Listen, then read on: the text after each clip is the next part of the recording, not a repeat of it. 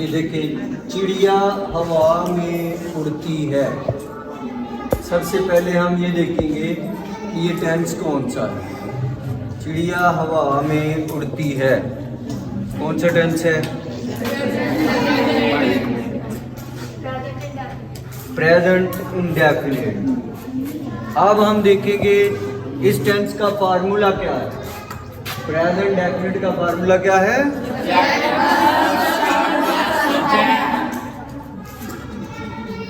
अच्छा, तो इस फिक्रे में सब्जेक्ट कौन से है आप बताएं।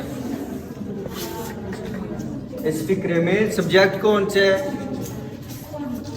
चिड़िया, यानी कि स्पैरो।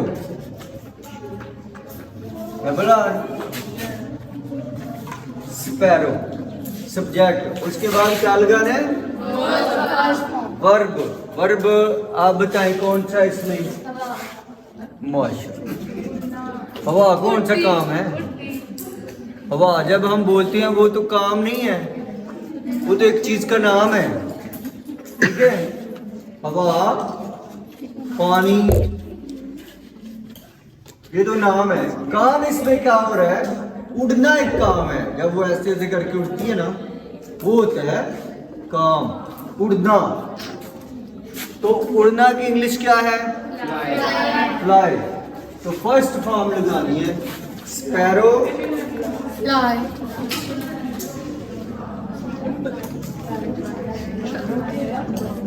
फ्लाइज। Sparrow flies. अब ऑब्जेक्ट आना है। ऑब्जेक्ट क्या है? हवा। इन दी एयर। ये हो गया। इस तरह से फिक्रा बन जाना है, ठीक है। सबसे पहले आपने पहचानना है कि कौन सी टेंस का फिक्रा है, उसके बाद आपने उसका फार्मूला लगा देना है। पहचान भी आपके ज़हन में होनी है और फार्मूला भी आपके ज़हन में होना है। हाँ, चार्ट नहीं लेके जाना, जहाँ भी पेपर में जाना है चार्ट नहीं होना, ठीक है। ये आपके ज़हन में लगाना चार्ट। तो सबसे पहले सब्जेक्ट है चिड़िया, तो हमने लिख दिया स्पैरो। आगे है वर्ब लगाने, पहला तो फ्लाई। दूसरा वर्ब क्या है इसका? फ्लाई। फ्लाई। हाँ जी, फ्लाई, फ्लाई, फ्लू, फ्लोन। और चौथा फ्लाइंग, बैठ। तो ये तो कोई वर्ब नहीं है। तो ये एक रूल है प्रेजेंट डेफिनिट टेंस का। मैंने कहा था कि ज़िमनी बातें जो है वो नहीं बतानी, जो बीच में आ गई है। अगर सब्जेक्ट सिंगुलर हो तो वर्ब के साथ एस या एस का इजाफा होता है। अगर सब्जेक्ट सिंगुलर हो तो वर्ब के साथ एस या। ये बात है सिर्फ प्रेजेंट डेफिनिट टेंस की। बच्चे हर एक में ये करते जाते हैं, हर एक में नहीं। ये बात किसकी है? सिर्फ प्रेजेंट डेफिनिट की ये बात है, औरों की नहीं है, ठीक है। ये ध्यान में रखना है। सब पे नहीं ये रूल लागू कर देना कि इसका सब्जेक्ट जो है वो सिंगुलर है तो आगे एस या एस लगाओ। किस टेंस में? प्रेजेंट इंडेफिनिट टेंस में अगर सब्जेक्ट जो है वो सिंगुलर है, यानी अकेला है, वाहद है, तो आपने आगे आने वाली फॉर्म के साथ एस या एस का इजाफा करना। फ्लाई के स्पेलिंग होते हैं FLY। तो इसका जो है वो वाई काट के IES लगाते हैं, या इसके ऐसे तो नहीं होता। हाँ, जब वाई आ जाते ना, जैसे वो सिंगुलर प्लूरल का रूल है, सिंगुलर को प्लूरल बनाते हुए अगर किसी लफ्ज के एंड पे वाई हो तो उसको काट के उसकी जगह क्या लगाते हैं? IES। वो वही यहाँ पे फ्लाई हो जाता है। तो वो फ्लाई वर्ब है असल में। फ्लू, फ्लोन और फ्लाइंग ये वर्ब है। एक अलग से रूल है प्रेजेंट डेफिनेट टेंस का, ये सिर्फ इसी में है और किसी में ये नहीं है। तो इसलिए ये हो गया स्पैरो फ्लाइज इन दी एयर। तो दूसरा फिक्र हमारे पास शेर जंगल में रहता है, रहता था, शेर जंगल में रहता था। तो सबसे पहले हमने क्या देखना है, टेंस कौन सा, पहला काम क्या है, टेंस कौन सा है। तो कौन बताएगा कि ये कौन सा टेंस है, शेर जंगल में रहता था। अच्छा आप बताएं। Past indefinite. शेर जंगल में रहता था, बिल्कुल सही, पास्ट इंडेफिनिट। और कोई बताना चाहेगा कि और है कोई, कि यही है, सब की यही है, ठीक है। शेर जंगल में रहता था। अब ये देखें कि उस टेंस का फार्मूला क्या है, कौन बताएगा, इसको देखना, चले आज देख लें, कल उतार देना। इसका फार्मूला बताएंगे, Subject plus second word plus subject. Subject plus second comma verb plus object. क्या फर्क है उससे और इसमें, वहाँ पे फर्स्ट फॉर्म आई है, यहाँ पे बाकी सारा सेम ही है। तो देखते हैं हम, सबसे पहले ये है पास्ट इंडेफिनिट, ये है subject plus second verb plus object. Subject पहले लगना है, तो हम अपने फिक्रे में देखते हैं सब्जेक्ट कौन सा है, शेर। शेर की इंग्लिश क्या है, LION, लायन। अच्छा जी, सेकंड फॉर्म, शेर कर क्या रहा है, रहता है। तो रहना की इंग्लिश क्या है, लिव। लायन कौन सी फॉर्म लगनी है, लिव। लिव की कौन सी फॉर्म लगनी है, सेकंड फॉर्म कौन सी है, हाँ लिव। तो लायन, लिव्ड, ये हो गया दो। तीसरा काम क्या है, ऑब्जेक्ट। ऑब्जेक्ट क्या है, जंगल। Lion lived in the forest, ये हो गया इसका। इस तरह से बस काम करना है। अब कई बच्चे कहते हैं ये शेर वाहद है, तो लिव्ड के आगे भी एस लगा दें, लिव्ड से। वो रूल सिर्फ प्रेजेंट इंडेफिनिट का है, यहाँ वो अप्लाई नहीं होगा। Lion lived in the forest या इन फॉरेस्ट, ये दी जो है ना, इसका कोई मतलब नहीं होता, ये इसके इस्तेमालात होते हैं, या समझ लीजिए ये खूबसूरती बढ़ाने के लिए इंग्लिश में आता है। वो कपड़े धो रही होगी, सबसे पहले क्या करना है, टेंस की पहचान, पहला स्टेप जो मैंने जी आप बताएं कौन सा टेंस है, वो कपड़े धो रही होगी। हाँ फ्यूचर है लेकिन इंडेफिनिट नहीं, कंटिन्यूअस है। वो कपड़े धो रही होगी, जब रहा रही रहे आता ना, ये जारी की निशानी है। कोई भी काम अगर जारी होता है ना, तो उसमें ये आता है कि वो गाना गा रहा है, वो सो रहा है, इसमें रहा आता है, जारी की ये निशानी है। तो वो कपड़े धो रही होगी, फ्यूचर कंटिन्यूअस, फ्यूचर कंटिन्यूअस है। तो फ्यूचर कंटिन्यूअस का फार्मूला क्या है, आप बताएं, इधर आओ, यहाँ से बताओ, फ्यूचर कंटिन्यूअस का फार्मूला कौन सा? Subject plus will be shall, subject plus helping verb plus for former verb plus object. Very good, very good. पहले टेंस करवाया किसी ने आप?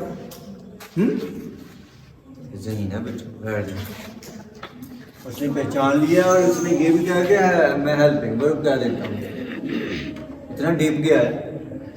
तो सब्जेक्ट प्लस विल बी या शैल बी, तो सब्जेक्ट कौन सा है, वो की इंग्लिश क्या, ठीक है, शी क्यों है?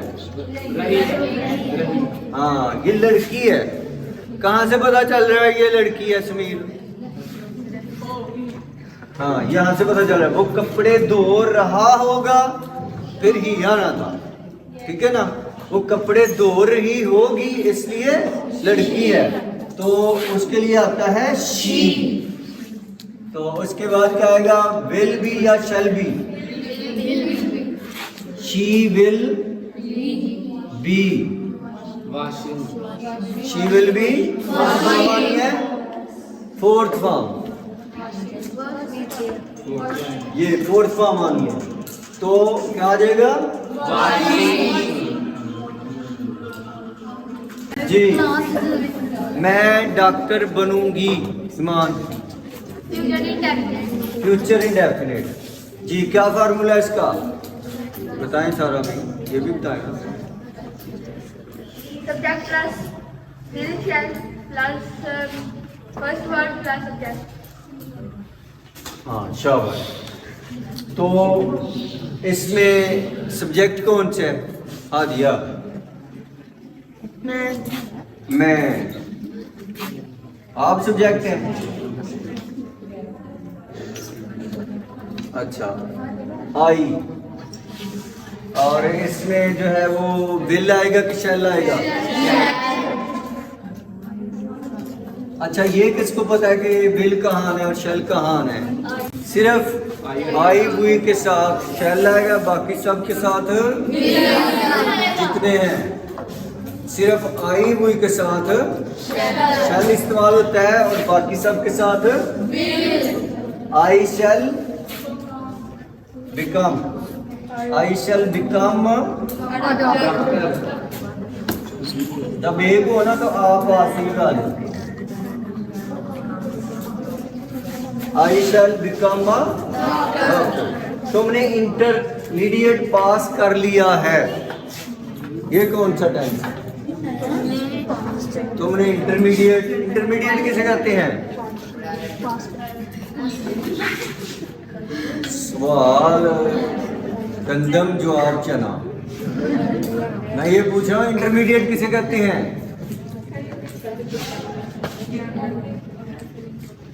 एफ किसे कहते हैं? कितनी क्लासें होती हैं? 15 के 16 के 12 हैं? बताएं जाओ। हाँ, 12 क्लासेस होती हैं इंटरमीडिएट में। जी, तुमने इंटरमीडिएट पास कर लिया है, कौन सा टेंस है? प्रेजेंट परफेक्ट टेंस का फार्मूला क्या है?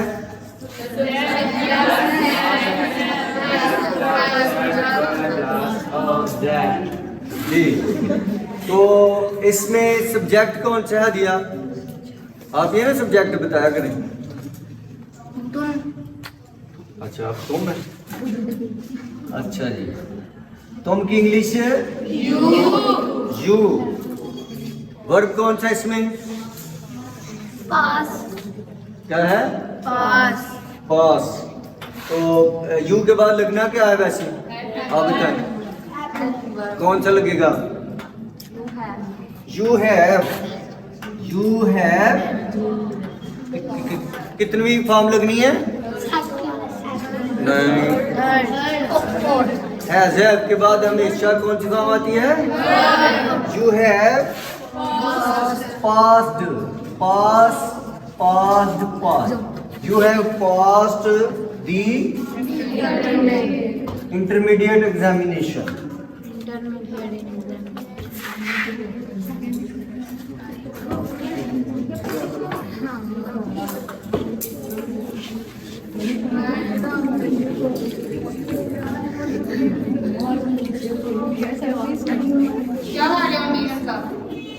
हाँ जी, समझ आ गई सबको? इस तरह से ये टेंसेस जो हैं वो करते हैं। तो मैंने आपको तकरीबन सारे टेंसेस करवा दिए हैं। अब ये है कि कल दोबारा करवाएंगे तो आपको जो है वो फिर बार बार प्रैक्टिस करेंगे तो फिर ये याद होते हैं। फिर ये पक्के होते हैं जहन के अंदर, क्योंकि जब आपने लिखना है तो आपने तेज़ी से लिखना है, जब आपने बोलना है इंग्लिश में बोलना है फिर और तेज़ी से आपका दिमाग चलेगा। ये वाला प्रोसेस जो है, यानी सबसे ये वाला प्रोसेस मैंने करवाया ना कि सबसे पहले आपने फिक्रे को पहचानना है किस टेंस का है, तो वो पहचानने के बाद फिर देखना है उसकी की कौन सी है। ये 12 टेंस है, 12 इनकी कीज़ हैं, तो आपने देखना है कि कौन सी की है इसकी, उसकी मुतलका की, जैसे लॉक खोलती है ना मुतलका की, वो चाबियों का जो गुच्छा होता है उसमें देखते हैं कि कौन सी लगनी है, पहले दूसरी तीसरी लगाते हैं तो वो खुलता है। इसी तरह से आपने जो इसकी प्रॉपर की है ना, 12 कीज़ हैं, उनमें से आपने वो की ढूंढनी है। की ढूंढने के बाद आपने वो फार्मूला लगाना है तो ताला खुल जाना, यानी फिक्रा बन जाना, ठीक है। तो इस तरह से सबसे पहले आपने पहचान करनी है कौन सा है, फिर उसका आपने उसकी की ढूंढनी है। की ढूंढने के बाद फिर आपने उस की के मुताबिक जो है उसको लिख देना है। तो इसमें सारा कुछ आता भी हो, फिर भी अगर आपको वोकैबुलरी नहीं आती फिर भी आप नहीं, तो इसलिए आप क्या हो गया भाई, वोकैबुलरी बहुत ज़रूरी है। आप रोज़ाना इंग्लिश पढ़ते हो तो जो पढ़ते हो उसमें से जितने अल्फाज होते हैं आप उनकी वोकैबुलरी याद किया, हर लफ्ज़ का मानी आपको आना चाहिए, फिर आप आस्ता आस्ता जो है आपके पास ज़ख़ीरा अल्फाज इतना आ जाएगा कि आप इंग्लिश जो है वो बोल सकेंगे। अगर आपको ये आते हैं टेंसेस तो आप इंग्लिश बोल भी सकते हैं, नो प्रॉब्लम। प्रैक्टिस की बस ज़रूरत है, प्रैक्टिस होगी आपके पास और ये रूल्स आपको पता होंगे तो आप इंग्लिश बोल सकते हैं। आप खुद से इंग्लिश जैसे उर्दू लिखते हो वैसे लिख सकते हैं और आप इंग्लिश सुन के उसको समझ सकते हैं। तो उसके लिए ये वाली चीज़ें, और साथ में क्या चीज़ की ज़रूरत है, प्रैक्टिस। बार बार खबरें, इंग्लिश के प्रोग्राम, खबरें, किसी फ्रेंड से चैट करें इंग्लिश में, ठीक है।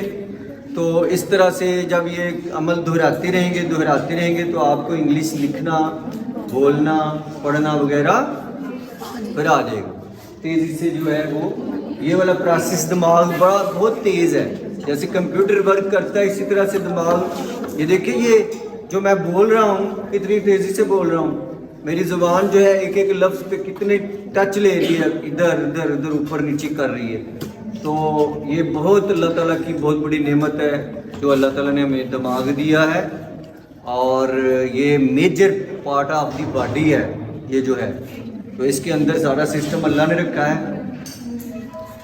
तो उसी तरह से आप जब ये करेंगे तो प्रोसेस तेज़ी से आपका दिमाग करेगा और फिर आप इंग्लिश बोल पाएंगे।